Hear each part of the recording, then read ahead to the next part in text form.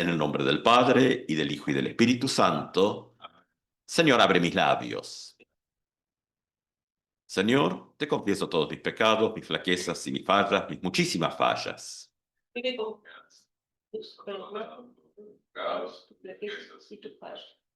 Señor, te confieso todos mis pecados, mis flaquezas, mis fallas, mis muchísimas fallas. Vive con confianza, Dios ha perdonado todos tus pecados, tus flaquezas y tus fallas. Gloria sea al Padre, y al Hijo, y al Espíritu Santo, como era al principio, es ahora y será siempre, por los siglos de los siglos. Amén. Y escuchamos la lectura del Evangelio para este domingo, San Lucas, y es un texto que está cortado, así que tenemos que ver que San Lucas 10, 1 al 11, y luego retoma 16 al 20.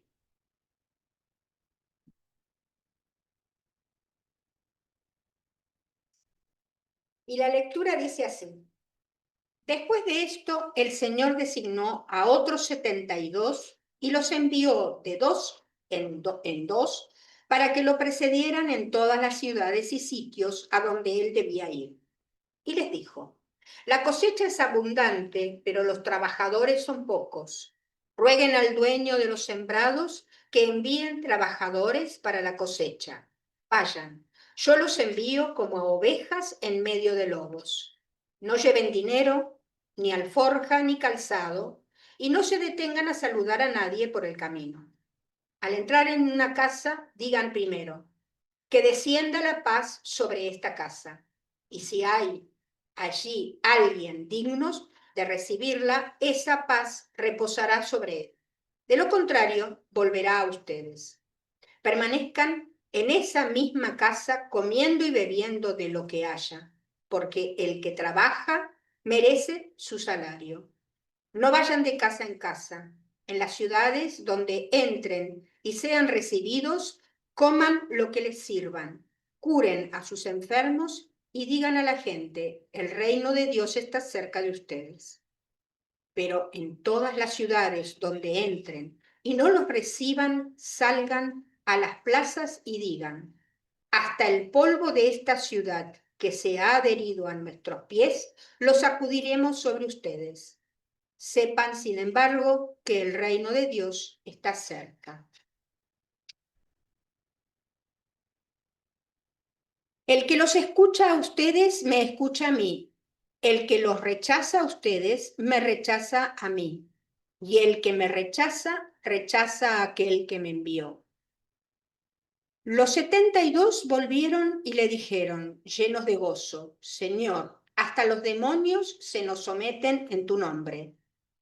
Él les dijo, yo veía a Satanás caer del cielo como un rayo.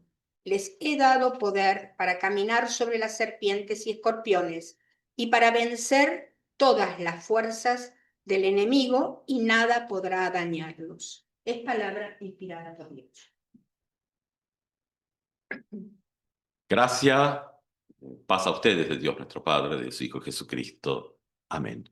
Bueno, cuando uno tiene un texto, así estamos en Lucas 10, o sea, poco continuidad con el domingo pasado, pero bueno, el texto que hemos leído hoy es un texto que está cortado. Entonces, una de las primeras cosas que hace uno es decir, bueno, ¿qué es lo que el leccionario dejó afuera? Sí, ir a ver qué hay ahí.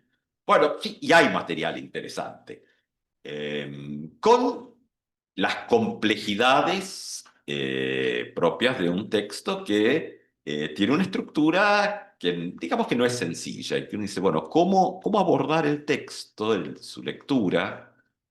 Primero tratando de hacer una aproximación integral, o sea, lo que uno diría, bueno, técnicamente dicen hermenéutica, ¿no? Es decir, esto de cómo se hace una hermenéutica, justamente que sea metódica, que tenga en cuenta algunos elementos que dan, por ejemplo, un poco de orden en los procesos. Bien, estamos nuevamente conectados, Internet ha regresado. Vamos a hacer una pequeña vuelta introductoria. Bueno, decíamos, tenemos un texto que está cortado. y no vamos a repetir todo lo que decíamos, pero entonces, ¿qué es lo que hay adentro? Ese pedacito que falta, que es, si miramos el Evangelio de Lucas, tal, según Lucas, perdón, ¿cómo está? Bueno, entre medio están las lamentaciones sobre las ciudades de Galilea, ¿no? Es decir, donde, por ejemplo, dice, ay de ti, bueno, hay varios ayes, dice, ¿crees que serás elevada al cielo? No, serás precipitada hacia el infierno y cosas por el estilo, ¿no? O sea, con referencias a temas tradicionales dentro del texto, dice, ay de ti Corazín, ay de ti Betsaida, porque si Tiro y Sidón se hubieran hecho los milagros realizados entre ustedes, hace tiempo se habrían convertido. Por eso Tiro y Sidón el día del juicio serán tratados menos rigurosamente que ustedes. Bueno, esto que está ahí en el medio, que el leccionario ha dejado fuera, en realidad, en cuanto a estructura del texto, juega y tiene su importancia en la construcción de sentido, porque nos orienta dónde está la problemática o la dificultad. En la primera parte está el tema, bueno, esto del envío de los 72, bueno, ahí hay un poco de tema de decir, bueno, posiblemente hay una cita de la traducción griega de lo que nosotros y nosotras hoy llamamos Antiguo Testamento, ¿no? Donde la cantidad de,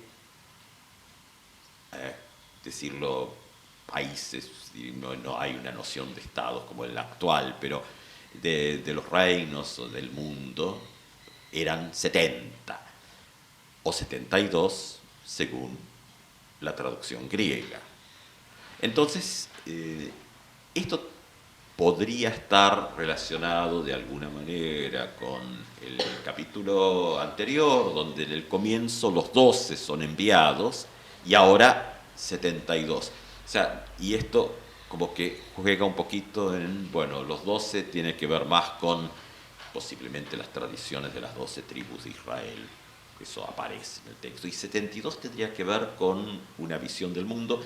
Es como cuando a veces dice, bueno, hay 12 canastos llenos que quedan de la primera multiplicación de los panes, la segunda multiplicación hay 7 canastos. Y 7, bueno, es un número relacionado con los 7 días de la creación en los textos bíblicos. Entonces, son textos que apuntan a una mirada para la época, entre comillas, universal en lo conocido. Entonces, bueno, de pronto si hay 72 enviados, enviadas, digámoslo de esta manera, tiene esa idea de una integralidad. Ahora, cosas que por ahí, para hoy en día, para nosotros y nosotras, nos cuesta más pensarlas, no era tan complejo, tal vez en la época, donde esto de lo que se escucha, el que escucha y cómo lo que se escucha no tiene tanto que ver con él o la hablante, sino con aquello en nombre de quien, digámoslo de esta manera, se habla. Es decir, si lo queremos llevar a una estructura más de hoy en día, diríamos que lo importante es el contenido y no quien lo dice. Cosa interesante, ¿no? Eso de que de pronto no hay una cuestión de la jerarquía de quien habla o de los valores morales de quien habla o lo que fuera, sino de lo que se dice. Eso inclusive se dice, bueno, lo opuesto a eso es cuando está lo que hoy en día se dice ad hominem, ¿no? Según quién lo dice, vale o no vale. Cuando hacemos este tipo de lecturas. Entonces, la palabra, lo dicho, es lo que tiene autoridad por sí misma. Cosa muy interesante, ¿no? Es decir, bueno, quién hace o quién dice no es lo importante, sino aquello que se ha dicho. Porque aquello que se ha dicho, finalmente, el que escucha o la que escucha a ustedes, dice Jesús, me escucha a mí, y quien me escucha a mí, dice Jesús, escucha a quien me envió. Bueno, se despega entonces de la cuestión de quién está hablando. Recordarán que en algún momento, en alguno de los textos, hay un cuestionamiento hacia Jesús diciendo, pero ¿y este de dónde sabe estas cosas? Y al final no es el hijo de acá, de un vecino, de una vecina, y la familia está acá. Entonces como que, ¿cuándo valen las cosas? Y según la jerarquía que humanamente les damos, muchas veces pesa más que el contenido. No escapamos de esto. Y depende quién lo diga, tiene una validez mayor y otros no. Esto inclusive tiene que ver con la idea de cómo entendemos nuestra relación vincular comunitaria. O sea, si el pastor dice algo, vale si lo que dice es correcto, no porque lo diga el pastor. Y este es uno de los temas complejos, porque muchos y muchas creen que porque ocupan algún cargo, lo que dicen tiene tiene algo, sí, mayor responsabilidad por abrir la boca, aunque parece que muchas veces es a la inversa, ¿no? Es decir, bueno, dentro de las estructuras humanas, mientras más cargo hay, más responsabilidad del buen manejo de eso está. Claro, esto es algo que el mismo texto trae, porque también habrán notado que en la lectura, cuando habla de la paz, y también estos son cuasi símbolos, no símbolos, donde para nosotras hoy en día, con que haya medianamente poco conflicto, bueno, uno dice, qué paz. Claro, en un mundo donde los conflictos van explotando por todos lados y cada vez más, porque una vez mira lo chiquito, lo más cercano, acá con los problemas, lo pone dentro de un cuadro más grande y dice, bueno, a veces hasta lo nuestro comparativamente, es decir, y ahí es donde la paz en los conceptos de estos textos, y que tiene que ver con las antiguas tradiciones, es mucho más que la ausencia de conflicto. Por eso el saludo, shalom, es un deseo que va más allá de algo etéreo, de una expectativa, sino es algo activo de que a quien se saluda, a quienes estén, participen de, tengan, sean, todo esto, el mayor bienestar. O sea, Cristo es nuestra paz, dice el texto bíblico, ¿no? O sea, bueno, Cristo es nuestro shalom, podríamos pensar en algo cercano a la época. O sea, Cristo como el bienestar integral. A veces las palabras, cuando uno quiere traducir, falta. Pero poder ir en esta idea no es simplemente, bueno, que te vaya lo menos mal posible, que podría ser una, que no está de más tampoco en medio de todo, pero esto va mucho más allá. Entonces, claro, el texto lo que trae es que esta idea de paz, que tiene que ver con un bienestar comunitario, es decir, llegue. Y entonces el texto también ahí dice, bueno, trae el tema de la dignidad, si reposa la paz o si no. Y ahí hay que ser muy prudentes de no caer justamente en lecturas posteriores. Es muy complejo acercarse al texto, es decir, haciendo un despegue de nuestra propia forma de pensar, siempre.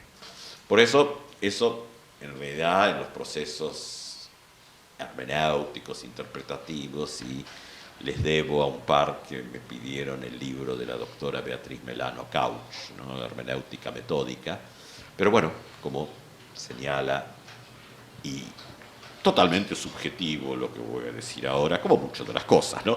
Pero si uno piensa de todos los y las docentes que uno ha tenido en los recorridos, la doctora Beatriz Melano Couch, si uno tiene que hacer un ranking, que nunca es bueno porque uno dice ahí arriba en la parte alta del ranking hay unos cuantos y cuantas, pero si uno tuviera que hacerlo, la doctora Beatriz Melano Couch estaría arriba, justamente por esta cuestión del análisis integral y decir, bueno, una vez que uno ha hecho un recorrido, tiene que hacerse estas preguntas críticas, ¿no? La cuestión de la crítica a cómo uno analizó, exégesis, dice la gente que hace cosas técnicas, cómo uno lo analiza desde modelos culturales y mentales de los cuales uno es parte y necesita tomar distancia, la crítica ideológica, sino uno simplemente hace lectura ideológica de los textos, como ha habido en distintas épocas, bueno, y también hoy en día. Y una tercera vuelta que es la propia crítica interpretativa, la pregunta de por qué llego aquí. Bueno, y ahí es donde el mismo texto, si uno mira la estructura, genera elementos. Claro, la dignidad, donde reside la paz, porque dice, bueno, si hay quienes son dignos, dignas, la paz queda. Si no, sale, bueno, ¿qué es la dignidad en esto? Corremos el riesgo por muchos años y acumulación de cultura, particularmente culturas protestantes, y especialmente con movimientos evangelicales, donde la dignidad se asemeja a cuestiones de, entre comillas, moralidad. Claro, el problema es que la moralidad de una época no es necesariamente la moralidad de otra, pero como que se toma la moralidad de algún momento X, generalmente el que me gusta y me conviene, porque después en estas elecciones es así, a ver qué me gusta, qué me conviene, qué sirve para mis propios intereses, y a partir de ahí lo universalizo. Cuando el propio texto, y ahí el leccionario lamentablemente nos dejó de afuera ese párrafo difícil, ¿no? De decir, donde de pronto estas ciudades que, pobrecitas, justo les tocó a ellas, ¿no? En el texto, pero bueno, es una construcción textual, que creen tener algún tipo de superioridad con respecto a otros y otras. Jesús dice, bueno, se lo creen, pero más que ser elevadas al cielo van a terminar en lo profundo del infierno, con estos símbolos, ¿no? Que no son precisamente simpáticos. Ahora, ¿cómo esto entonces trabaja junto con nuestro texto recortado de hoy con respecto a la paz, con respecto al anuncio, con respecto al concepto de la dignidad? Bueno, en primer lugar uno dice, primero este tema de la desjerarquización de una interpretación de que el mensaje vale según el mensajero. Los 72 no son menos que los 12 del capítulo 9, más allá de que después la tradición de la Iglesia les ha dado un lugar particular a los 12, bueno, o los 11, los 12, depende, bueno, eso no vamos a entrar ahora, pero que puede ser, sí, hay algo que es la perseverancia, pero lo que dicen los 72, ese decir, fonar, hablar, mientras sea el anuncio del reino, es decir, vale tanto como, y entonces tiene las mismas consecuencias que el anuncio del reino, aunque están en medio de situaciones totalmente hostiles, la imagen es las ovejas o corderos en medio de lobos, aún en los lugares más hostiles, eso tiene la eficacia del reino de Dios que transforma. Entonces, claro, aquí tenemos este otro encuadre. Aquello que se anuncia dentro de cierto modelo y no de otro modelo. Paradigma, se dice hoy en día. y bueno, por eso tendremos un taller el domingo que viene, aprovecho y lo compongo aquí también, aunque en los anuncios abordaremos esto. Es decir, paradigmas, modelos mentales, modelos sociales, modelos culturales, porque los escribas y los fariseos también tenían su modelo y su interpretación de la ley. Y Jesús tiene otro. Pero ambos, por decir, tanto Jesús como los otros grupos, están hablando de lo mismo, pero lo abordan desde un modelo diferente. Bueno, uno puede quedar atrapado en los modelos culturales de una época X, o otros modelos pueden ayudarnos a salir de esa especie de caja en la cual quedamos atrapados y atrapadas. Claro, y ahí el texto es donde apunta algunas cosas. Primero, poder identificar, y ahí está el tema de la dignidad. Poder identificar que el mensaje está más allá del hablante. La dignidad en el texto está construida así. Es decir, si son dignos, la paz queda. ¿Quiénes son dignos? Simplemente quienes pueden identificar en este caso. No es una cuestión de alta moralidad y de valores y cosas, de poder identificarlo. Es como pasa con la Santa Cena y ahí en Corinto, ¿no? Cuando dice, bueno, el que come y bebe indignamente. Y entonces están los que dicen, no, claro, la teología exacta correcta. Bueno, si se la tiene mejor, pero parece que el sacramento tiene alguna profundidad mayor en cuanto. Y entonces si uno lee todo, resulta que el problema está en que los que llegan temprano se comían todo y no dejaban nada para los que llegaban después. Entonces parece que la dignidad tiene que ver más bien cómo uno trata al prójimo, cosa que en este texto también está. ¿Cómo es la cuestión de el reino de Dios y su justicia? Este es el anuncio. Es decir, ¿podemos acaso tener un Cristo que es solamente una relación espiritual? Bueno, en los que tenemos tradiciones del núcleo así más general del cristianismo, y se dicen y no, porque justamente Cristo vino en carne, no era un espíritu que pasó por acá. Discusiones hay de los primeros siglos, los que tenían el rechazo a lo material, a la carne, y refugiarse en el mundo de la espiritualidad, que, bueno, puede ser lindo, pero después, ¿cómo se traduce con la vida de todos los días donde quedamos atrapados en un montón de otras cosas? Donde justamente Cristo es para la fe cristiana, claro, Señor de los dos regímenes, de lo que podríamos llamar, siguiendo un modelo así clásico, el modelo de lo espiritual y de lo temporal, simultáneamente, sin mezclarlo, pero sin separarlo.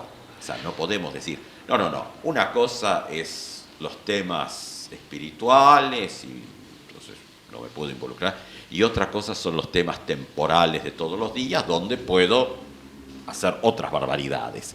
Porque para la fe cristiana, justamente, y aquí está el tema del reinado de Dios como un paradigma, como un modelo de justicia y de paz, porque acá justicia y paz están presentes en estos textos, es decir, tiene que ver con cómo leemos, cómo el mensaje fluye, que no depende ahora de quiénes lo están diciendo, sino del sentido en sí mismo del mensaje.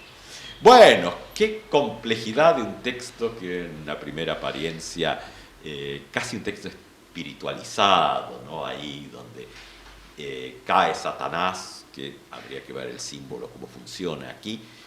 Tengamos en cuenta que Satanás es el fiscal dentro de esta construcción, es el acusador, y bueno, donde toda la acusación se viene abajo también cuando se anuncia este paradigma, modelo de la paz, como arranca, y el reino como un modelo de justicia. Claro, aquí es donde entramos en esta cuestión de cómo lo leemos como personas cristianas. Siguiendo los modelitos más clásicos, uno dice, bueno, la palabra, la predicación, porque es lo que aparece en este texto. Bueno, finalmente dice, el propio texto que hemos leído, ahí está escrito, dice, bueno, ¿quién les escucha a ustedes? Jesús dice, escucha a mí, quien me escucha a mí, escucha al que me envió. Entonces, el mensaje, y aquí es donde hay como un distanciamiento, es decir, el mensaje es lo que genera la transformación. Y no está atado a el que lo dice, no es lugar jerárquico. No es esto donde uno dice, bueno, según quien lo dice vale y según no. Lo dice el pastor, bueno, vale si está de acuerdo con el Evangelio, y si no está de acuerdo con el Evangelio, no vale. Entonces, uno puede traer todos los nombres rimbombantes que uno quiera en la puerta del templo y todo, pero si lo que se predica no es el Evangelio de Jesucristo, no vale. Es decir, no hay ningún espacio de que el, entre comillas, púlpito, para decirlo en lenguaje tradicional, esté atado a la autoridad del que sube dentro de las jerarquías humanas, sino en cuanto a aquello que se anuncia. Es decir, falsos evangelios, y está lleno. Es decir, con promesas que no son las del reino y su justicia. Mateo diría, en esto San Mateo texto, ¿no? Que bueno, que con buscar esto, lo demás llega por añadidura, dice la vieja Valera. Es decir, donde este Cristo de los dos regímenes está. Entonces, claro, bueno, la palabra, aquí aparece, que llega a los oídos. Después, bueno, ahí es Lutero un poco, ¿no? O sea, llega al corazón por acción del Espíritu Santo.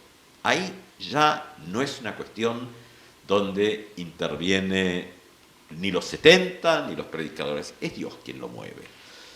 Y en el corazón genera la fe, y esa fe también genera el amor, ese amor hacia el bienestar de los demás. Volvemos al shalom del comienzo del texto. Es decir, quienes están llevando esto son de alguna manera portadores del reino, en cuanto a mensaje, en ese shalom. Y algunos lo reciben y otros no lo reciben. ¿Qué dice el texto? Bueno, ahora no se pierde, pero a ambos se les anuncia que el reino de Dios se ha acercado. A unos para alegría de un mundo nuevo, de paz integral, dice acá, de la solidaridad absoluta con todos y con todas, y otros, dice, también a los que no, y dice, bueno, y que es si hasta se sacuden la tierra que tenían en el calzado, dice, no queremos saber nada con ustedes, dice, pero sepan que el reino de Dios se ha acercado, sí, porque funciona de las dos maneras. Funciona como alegría y también funciona como juicio, porque eso también es uno de los problemas de muchas veces nuestras teologías aguadas. ¿Dónde está el juicio? Vamos para Lutero, para decir, bueno, finalmente esas cosas más complejas que vamos a abordar bueno, espero que lleguemos. Arrancamos en julio con 4 talleres de lectura, si no son talleres, son encuentros de lectura, donde uno de esos talleres tiene que ver con la idea del Deus absconditus, el Dios escondido. Que fueron preguntas que han ido saliendo y los mensajitos que a veces llegan que uno no puede responder todo, pero decir, bueno, tratemos de juntarlos y producir algo. Donde, para hacerlo en esa sencillez que aparece muchas veces en los textos de Lutero, dice, bueno, aquello que tienes en tu corazón, eso es tu Dios. Claro. Y finalmente es también quien termina juzgándonos. Es el Dios, es la máscara de aquel Dios que encontramos en algún momento, no necesariamente en el fin de nuestras vidas, sino durante, que termina juzgándonos. Entonces, bueno, es el Cristo del Evangelio, el Shalom, y el bienestar? ¿O es aquella fabricación? Siempre estamos con esta cuestión entre Cristo y los ídolos, ¿no? Porque somos simultáneamente justificados y pecadores. Pero ¿cómo navegamos? Es decir, la palabra del reino nos abre una nueva estructura que nos permite justamente salir de la caja, nos regala esa dignidad que nos es dado de afuera para que resida, o lo bloqueamos y decimos, me arreglo yo y los míos y los demás, pues que revienten. Bueno, son los dos modelos en la tensión del texto. ¿Es una construcción del amor o simplemente del bienestar de unos pocos y el odio hacia todo el resto? Hoy el Evangelio ha ido justamente ahí. Un texto que de pronto al principio no parecía mucho cuando uno lo leyó el día lunes, y para el viernes se había complejizado bastante. Bueno, puesto en común y en la comunidad para preguntarnos, bien, ¿dónde estamos cada uno y cada una? ¿Tendremos esa apertura hacia ese shalom del bienestar de todos y de todas, que es finalmente donde Cristo encuentra un lugar para habitar? ¿O diremos, aquí no te recibimos, afuera? Y entonces el mensaje es, se sigue camino, pero ojo, que el reino de Dios se ha acercado. Bendecida semana y que la palabra compartida renueve nuestras vidas. Amén. Amén.